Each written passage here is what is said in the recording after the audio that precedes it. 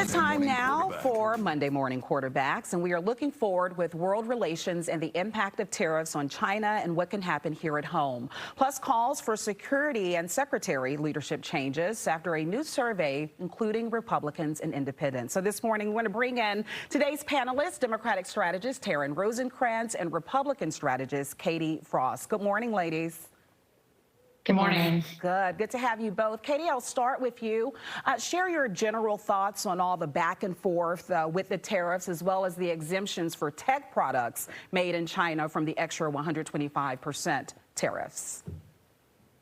Right. Well, it's great to be with you this morning. You know, this has been a very interesting conversation that was going on all throughout the campaign. We've always known that tariffs were going to be a key part of President Trump's strategy regarding the economy and on the world stage. Now, are tariffs always going to remain in place? That remains to be seen. I have always viewed them as a tool. It's a way to bring people to the negotiating table. But there have been unfair trade practices against the United States for decades. So we definitely do need to be looking at these. And I would remind our viewers that while a lot of people like to get all worked up about tariffs, when President Trump put some key tariffs in place on China in his first term, President Biden left the overwhelming majority of those in place. So there's absolutely somewhere in our strategy for tariffs. What the final number will be remains to be seen. But anything, in my view, at the end of the day, that helps us get rid of our dependency on China for our supply chain is important. We need to remember that China is emerging to be our #1 enemy. They're not our friend, and we cannot rely on them for our critical needs.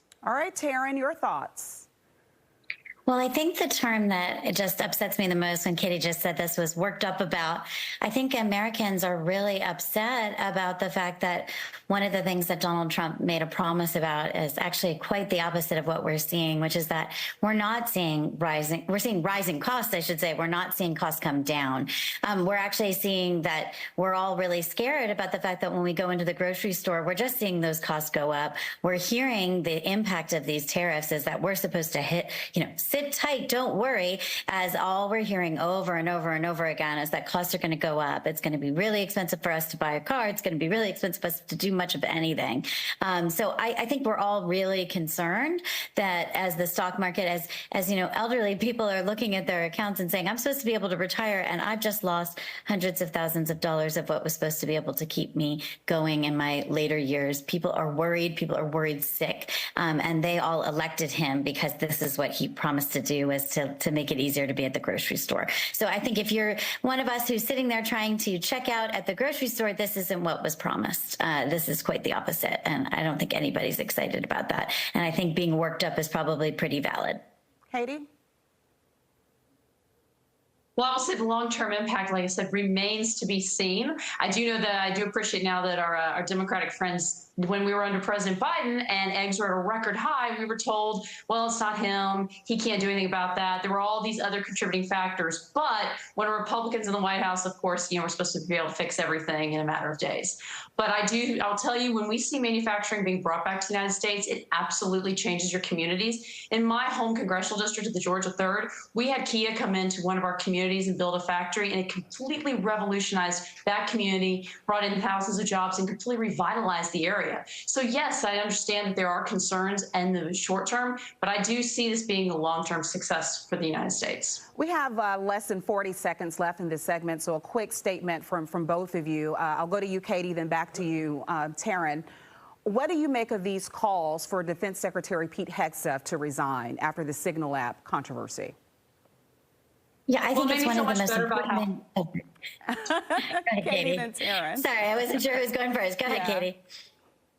It makes me feel better about how I use Signal. I'll say that much. I think we've all made a mistake with our technology before. However, this is concerning that anything like that could be leaked to a journalist. But I will just remind people, we call for accountability here. I'm still waiting for accountability for the disastrous withdrawal from Afghanistan that left 13 of our service members dead. I'm waiting for accountability for a drone strike that killed innocent civilians in Afghanistan. So we want to talk about accountability. We've been missing it for quite some time.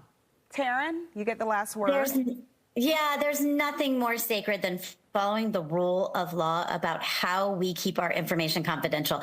It wasn't, they added the reporter. It wasn't a leak. They added the reporter because they didn't follow the rules about what you're supposed to do and how you keep and use these rules. It is important to note that they were breaking the rules there. And so that's really important. You do resign when you break the rules, especially when you make a mistake while breaking the rules. This is absolutely outrageous because they were endangering the lives of an actual CIA, individual intelligence officer. They did so many things to endanger the lives of Americans. This is beyond the pale.